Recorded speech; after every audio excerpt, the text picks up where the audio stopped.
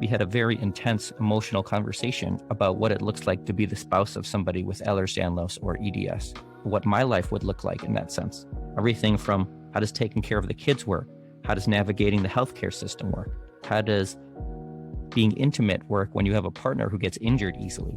How to adapt your life to all the challenges that come with caring for a loved one with an uncertain progressive illness. We talked about tools, perspectives, challenges, experiences. And I feel very thankful that I had that conversation so I could get a glimpse of what life could be like. I think that helped to decrease my fear of the unknown, which is very understandable, but being cautiously optimistic, I think, is the better approach compared to having excessive fear of the unknown. Hello and welcome to the Caregiving Soul. The Caregiving Soul podcast is a series of conversations about what it's like to care for loved ones in need, how we can better navigate the relationship, and the physical, emotional, and logistical complications we encounter as partners in care. I'm your host, Dannelle LeBlanc. Today, we'll be speaking with Dr. Zev Minkoff. He's a pediatric gastroenterologist and husband of Empowered Us's Eva Minkoff.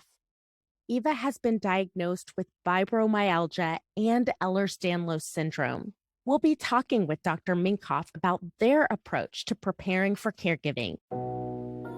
Welcome to Dr. Zev Minkoff.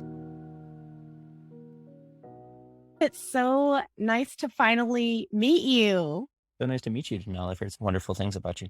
Yes, same. I've heard so many wonderful things. It's great to put a face with some of the stories from your wife, Eva. And I'd just like to thank you so much for joining us. The perspective that you have as both a medical professional as well as anticipating being a spousal caregiver is something that is more common than gets talked about. To help us understand your perspective, what would you say, Zev, are your three core values and how do they connect to your caregiving experience? Well, I think the core values kind of permeate throughout every aspect of my life. The first one is trying to make the world a better place. That is something that I really feel strongly about and has been since I was born, and it comes in different ways. I'm a doctor. I do understand that I have a really amazing ability to make the quality of life for the patients that I have in my community better, but I dedicate a portion of my time and my efforts to doing research so that potentially I can make an impact on people that I'll never actually meet myself. So that's the more macro level. On the community level, being a physician in whatever area I happen to be in at that particular time.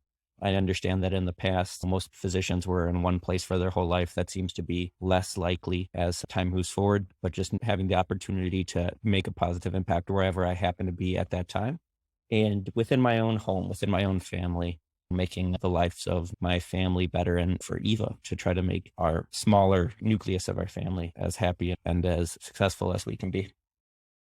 I'm so glad that you mentioned that making an impact within your own home, in addition to making an impact in your community and in the larger world, because it can feel so overwhelming sometimes that we can feel like we don't have the capacity to make a difference, but we can make a difference wherever we are in multiple ways. Your wife, Eva, has been diagnosed with fibromyalgia and Ehlers-Danlos syndrome. When I met Eva, that was actually the first time that I had heard of Ehlers-Danlos syndrome. Can you tell us what that means in terms of the diagnosis and symptoms and impact on her health? It's a difficult combination of things, and here's why. We as doctors can struggle with things that are difficult to diagnose. We can struggle with things that are difficult to treat. Both of these conditions happen to be both difficult to diagnose and difficult to treat. Fibromyalgia is, I believe, within the realm of neurology, but some people put it in the realm of pain specialists in terms of who would actually care for it. It's essentially a hypersensitivity of nerves throughout the body, but it's much more than that. I apologize that I can't speak to the exact clinical criteria, and I've tried. I've looked into this and how to diagnose it so that I could look for it in my own patients. And it's very subtle. and it's very difficult. There are certain physicians that actually don't even believe that it's a real thing because it's relatively new. Now there are certain kind of criteria that you can use. Oh, if you have pain here and here and here when I press, then you have fibromyalgia. But that is something that is still relatively new and difficult to diagnose. And then what do you do about it? Thankfully, Eva has had the ability to see some specialists that are some of the top people, but I know that not everybody has those resources. And we've found some things that work for her to help with her pain, brain fog, some of her sensitivities to different types of food, to different temperatures, things like that. Ehlers-Danlos has multiple subtypes. It is very difficult to parse apart, and to have somebody that is a specialist in this is something that is recommended. The main thing that I know about it is most physicians do not feel comfortable with it. There's increased risks of complications because it's a connective tissue disease. Getting into how do you define connective tissue diseases and what aspects of care it impacts, it's scary. There are only a certain number of people that really delve into it and understand exactly what these people need. The rest of us ask when we see a patient that has this because it's not something that we see very common. It is scary. It's scary for the person who has the condition. It's scary for the caregiver and scary for physicians as well to struggle with the diagnosis and difficulty in treatment. With that being the case, what would you recommend we do as caregivers when we're struggling, trying to get a diagnosis when the symptoms may be subtle and very difficult to diagnose? I think that this is something that advocacy is very important for, specifically advocating for ourselves and our family members, but simultaneously having realistic expectations of what comes with seeing an expert. I am very glad that Eva was able to see one of the top people in terms of her diagnosis of fibromyalgia and Ehlers-Danlos. But at the same time, it was a lot of money and difficulty. Part of me said, what is it going to change? Okay, we now feel more comfortable with the diagnosis. But did we walk out of that with any different action, plan, goal than we walked into it with? I have seen people that have an unrealistic, unfortunately, expectation that once they see the specialist in this field, their lives are going to be categorically different. I don't think that that tends to be the case for most people. Obviously, there are exceptions to the rule, but simultaneously advocating to see a top person is important and can be very helpful, but it's probably more so going to make you feel better about the things that you're currently doing rather than lead to big changes about what you're not doing. And sometimes you also can see a top person in X field and then they tell you, oh, you don't have this. So you are putting your eggs in that basket and it can be disappointing. You mentioned an action plan being important versus having all of the answers to whether or not the diagnosis is A, B, or C. Would you say that when we go into a physician's office, a specialist's office, that we are asking for help to create an action plan in order to manage symptoms versus just focusing on a diagnosis? Yeah, I think that that's a great question, specifically because I think that when you go in to see a specialist, you should have your questions ready to go. The idea that this individual in their kind of spiel and what they normally say is going to answer your specific questions or help you with your particular subtleties of what you're looking for might be not realistic. What I would recommend and advocate is that if you have questions, what's the best way to do this? Have that written down on your phone when you walk into that room and advocate for yourself to have some time to ask those questions, to say like, hey, I'm approaching it this way. Does that sound like a reasonable approach? What would you recommend in terms of how I access this care, this particular test, this therapy? And they may not know. That can be frustrating as well. But in terms of bouncing ideas, getting a second set of eyes on what you're currently doing, I think that's a very good idea because it can be hard to know what questions to answer as a physician. It can be so hard to accept that sometimes there is not a good answer. Sometimes there is no good answer, and that's really difficult. Yeah, I struggle with that sometimes. I feel that there are certain situations where I am essentially being pressured to give an answer, even if there isn't a good one. I'm a pediatrician, so certain parents are open to the idea of even the specialist not having an answer. And for other parents or patients, that's totally unacceptable to them and they can get very upset. And I understand that, but it's this difficult realm. And this is something that I learned. I've done some volunteering abroad, and I worked in a pediatric oncology clinic in Haifa in Israel. And I spoke with one of the doctors there and I asked why they went into this particular field, right? Because sometimes it can be incredibly uplifting, but it can be also very sad, very difficult. And I asked why they chose that particular aspect of medicine. They said, when the diagnosis is easy and the treatment is clear, it's very easy to be a good doctor. But it takes a much better doctor to still provide very good care when the diagnosis is difficult and the treatment is difficult. I thought that that was something that was really wonderful and inspiring for myself. That is such an inspiring perspective that it takes a much better doctor to manage it when it's difficult, when it's so hard, when there's no good answer. So, how are you and Eva preparing, both physically and emotionally, to become future caregiving partners as Eva requires more assistance? Part of it's already underway because obviously these are progressive conditions, but first and foremost, having good communication about the present and the future. One of the things that we have found to be helpful is having support from physical therapy, from couples therapy, different types of therapy. And again, I understand that this is not something that everybody necessarily has access to, and that's a shame. That's something that we should continue to request and to fight for. But we have advocated for ourselves and asked for these types of supports, couples therapy, coaching, physical therapy, both for Eva, for myself, and for us as a couple. We found that to be very helpful. And finding ways to be adapting. Like I said, this is an aspect of my life. I just moved across the country. I just became a new physician. I've just started practicing on my own, finishing fellowship and being an attending physician in the last few months. Adapting is the name of the game. One of the ways that we can try to continue to do the things that we love and that we want to do, or as close to them as possible, despite Eva's limitations, despite our limitations, as opposed to stopping them completely. Eva loves to dance. She grew up as a dancer, but there are certain types of dance that just are not realistic for her anymore because of how demanding they are on her body. So we have different types of dance classes. We have found different ways of traveling, continuing to do the things that we want to do in an adaptable way, and understanding that next year, 10 years from now, hopefully 50 years from now, that we'll hopefully continue to do those things with further adaptations. One of the other aspects is planning. Even I love to travel.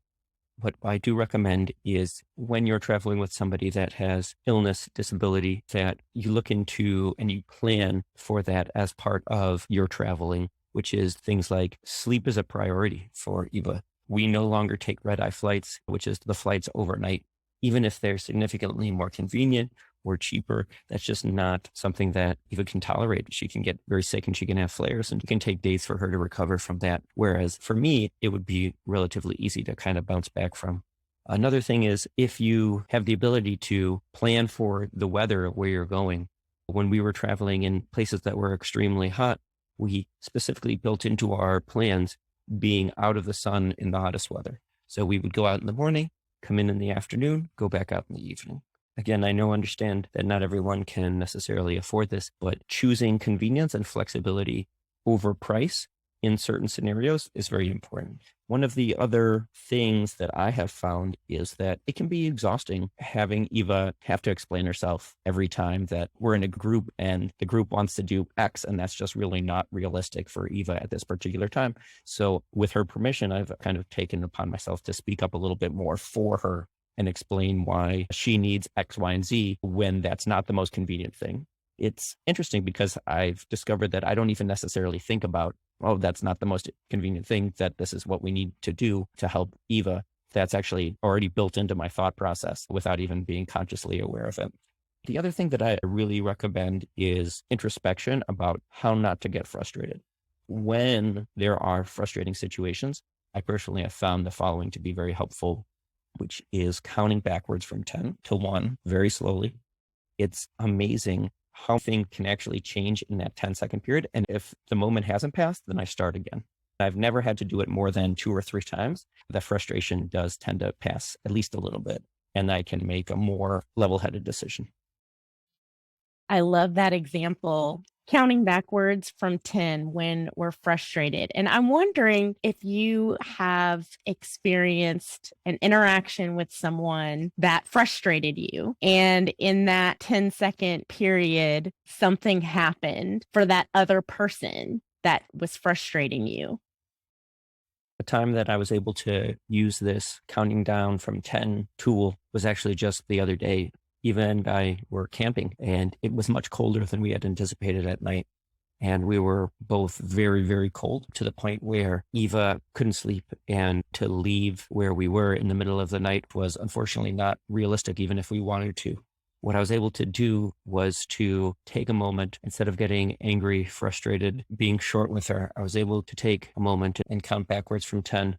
That allowed me to be able to better understand the situation, how she was feeling, what was possible and what was not possible. Also to look for solutions while simultaneously not catastrophizing the situation. I was able to think, okay, well, I have 2 layers of blankets on me. I can give Eva one of my layers. And while I will be colder, I think that I'm better able to deal with that than Eva is. And that did make a significant difference for her. And she was able to go back to sleep. Thankfully, I did need to be firm with her, though, that leaving in the middle of the night in an area that we weren't was not possible. I was able to be compassionate and I was able to be loving and supporting, while simultaneously being firm with what is and is not possible and what we can do within that realm. Well, it sounds like it was a very effective technique. You mentioned you have the introspective. You also mentioned feeling hopeful. Can you tell us more about how you and Eva are feeling about her diagnosis and the future of her care? One of my kind of core values is being cautiously optimistic. I feel like that is really the best approach to life. And it's something that I have been lucky to have kind of a disposition, but it's something that I also reinforce. And I recommend for everybody that's open to perspective shift to do your best to adopt, at least try to see if being cautiously optimistic is for you, because I think that it really is the best. And what does that mean? That means hoping for the best, but preparing for the worst at the same time, and not spending some time thinking about what that worst could look like and having that kind of built into a sort of plan. If X, then Y, but not spending too much time on every single detail of it, because we don't know what's coming next. Essentially, anything can happen any day. I don't see why I would spend so much time and energy worrying when it's not actually likely to impact the outcome. Thinking about what's going to happen every second of every day isn't actually necessarily going to change that. So I do my best to be cautiously optimistic. Something that was particularly helpful for me was actually speaking with Stuart, who's Monica's husband. Monica, who is the host of Technically Sick. Her husband, Stuart, and I had a very intense emotional conversation about what it looks like to be the spouse of somebody with Ehlers-Danlos or EDS, what my life would look like in that sense. Everything from how does taking care of the kids work? How does navigating the healthcare system work? How does being intimate work when you have a partner who gets injured easily? How to adapt your life to all the challenges that come with caring for a loved one with an uncertain progressive illness. We talked about tools, perspectives, challenges, experiences. And I feel very thankful that I had that conversation so I could get a glimpse of what life could be like. I think that helped to decrease my fear of the unknown, which is very understandable. But being cautiously optimistic, I think, is the better approach compared to having excessive fear of the unknown. An aspect of being cautiously optimistic includes planning for the worst. One of the things that we did when Eva and I were with Stuart and Monica is that Eva faced a fear of hers, which is what it would be like to be in a wheelchair. Eva actually sat in Monica's very technologically advanced smart wheelchair, and I could see that it reduced Eva's fear about it, because it took it from this thing that she had difficulty imagining and had a lot of anxiety about the potential of that happening. And when she actually sat in it, she felt comfortable in the wheelchair itself. It was difficult for her at first, but I feel that after she was able to have that experience, she was able to be much more reasonable about it and much more level-headed about it, and actually be rational about areas that it could be helpful. For instance, potentially using a wheelchair in airports, something that she doesn't need all the time at this point, but would that be something that would actually be helpful for her in an airport setting to decrease the strain and the difficulty of travel on her? That would not have been something she would have ever considered prior to having that experience of actually sitting in the wheelchair and seeing what it actually meant for her. But now that she's had that experience, I do feel that that was able to help inform our decisions because it took out some of the fear to actually have that experience and to actually be able to see herself in it as opposed to picturing herself in it. For myself, I'm happy to say that seeing Eva in the wheelchair was not triggering. It felt actually quite natural and it seemed like a good tool. It didn't seem like something that was a burden. And we actually thought about and talked about the places that it could be useful and helpful. I think that that helped both of us to better understand the reality of the situation and allow us to start planning for when we could use that particular tool, which is something that we wouldn't have been able to have a conversation about in the past just because of the fear that had surrounded it, specifically in terms of Eva's concerns. Obviously, we don't know what Eva's state is going to be down the road. But like I said, being cautiously optimistic, I think, is the better approach to having excessive fear of the unknown. To be cautiously optimistic, we need these tools and these resources. You specifically mentioned earlier that you and Eva are preparing through good communication, adapting, and good support, which is what you just described in reaching out to Stuart and that conversation helping to manage the worry because the worry exists regardless. It's about managing it. As a medical professional, Zev, how do you support family care partners that you encounter in your practice? As a pediatrician, I interact with caregivers in every interaction with my patients because under 18, all the patients have to come with their parents. And even above 18, often they come with them anyway. So there's an aspect of interacting with caregivers that is very much part of being a pediatrician and can be very difficult in simultaneously treating the patient and the caregiver. I do my best to use language that is understandable. We are taught in medical school to discuss things in a way that we are talking to other doctors. And then when patients walk in the door, they do not have that. It can be very natural just to speak in doctor speak about this thing that you know very well. You can feel great about how great of a job you did explaining it. And then the patient walks out and they didn't understand it and didn't feel comfortable asking to clarify. I do my very best to use language that my patients and families can understand. For instance, something that I deal with a lot is something called irritable bowel syndrome or functional abdominal pain. I have like phrases of how I give explanations and also the take home reading material. I had Eva look over it to make sure that I wasn't using doctor speak in it so that my patients can understand. And also I'm working in an area of California that there's a large Spanish speaking population. I'm trying to learn Spanish so that I can better understand and not just rely on translators. How do you think the professional healthcare system can better support us as family caregivers? One of the things that I think that we can do to help support our caregivers is to promote healthcare and mental health resources for caregivers, especially those that can no longer work in a traditional job based on the needs of the family members. I don't know the number, but I'm sure there are many people that have lost their healthcare because they had to take care of their family member. That seems unacceptable to me. Not just that, but the mental health aspect for caregivers is huge, and advocating for that, I think that that is something in particular that I would love to see changed. You mentioned mental health resources and referrals. Can you give us an example of what type of referral or suggestion you might make for family members or for your patients who might need help? Yeah, I know that it used to exist. I'm not sure if it still does, but there was a national hotline, caregiver support hotline. I looked for it again today in order to kind of prepare for this. I think I found something somewhat relevant, but I think that that would be at absolute minimum. I recommend looking for it nationally and locally, the caregiver resources that exist. And if anything, at least to have somebody to talk to. If you don't have those resources to have a therapist on your own at this time, that there should be something that can help with just supporting the caregivers themselves in the short term. There was a particular service called Headspace that for a while was giving away to physicians free care through Headspace during the pandemic. And I think that perhaps approaching them about doing the same for caregivers could be very impactful. I think that that would be very much appreciated. And those are things that can be done in your own time in the middle of the night. You don't have to coordinate. It's when you have time that you can do those things, and they can be very helpful, as well as more traditional mental health care. Understanding that it is okay to spend time and money on yourself and the things that you need. That while there is somebody that is in your life that needs you, if you're not there for you and you're not able to take care of yourself, your ability to help them is diminished. Absolutely. And Dr. Zev, I believe the resource, the hotline that you were referring to is available through the Caregiver Action Network, and we'll make sure to include that in the resources for this episode.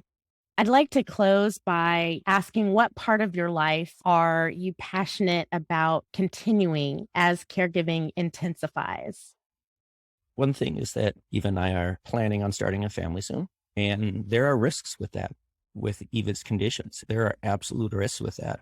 We understand that, and it would be very reasonable for us to say that we don't feel comfortable with those risks and to not move forward with having a family. But that's something that we have decided and we agreed upon. And obviously, it's going to be a challenge. Of course, starting a family will be a challenge in many ways, but extra risks, extra challenges there. That is something that we are not willing to give up on at this time, and that we are cautiously optimistic about and very excited about. That is one particular aspect that we are very excited about, and it's going to be more challenging. I am absolutely worried about spending all day taking care of patients, then coming home and taking care of children and taking care of my wife. But I'm so excited about that at the same time.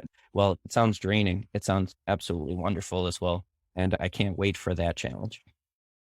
Well, congratulations to you both. I am cautiously optimistic right along with you. And I'd like to thank you so much for joining us. This has been so enlightening. Thank you so much for inviting me, and I really do appreciate it. I look forward to hopefully being able to help others through some of the things that I have thought of and some of the experiences that I've had, and I hope that this strikes a chord and is able to give some resources and at least maybe some perspective to your listeners. I really appreciate what they're doing for their loved ones. Thank you for joining our conversation with Dr. Zev. The tips and stories he shares, both as a husband caring for his wife and a doctor caring for his patients, provides us some insight into possible ways to prepare for caregiving and the importance of communicating with our care partner. For more information on Dr. Zev and preparing for caregiving, check out our show notes.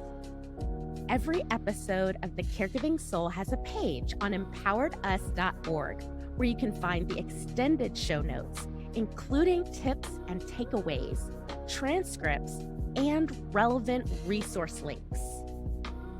If you'd like to share your own tips related to this topic or connect with us, visit the Empowered Us contact page or reach out to us on our social channels. The Caregiving Soul is an Empowered Us original presented by Good Days, hosted by me, Dannelle LeBlanc. If you liked this episode, be sure to rate and subscribe to the show wherever you get your podcasts. And remember, the right care includes care for you.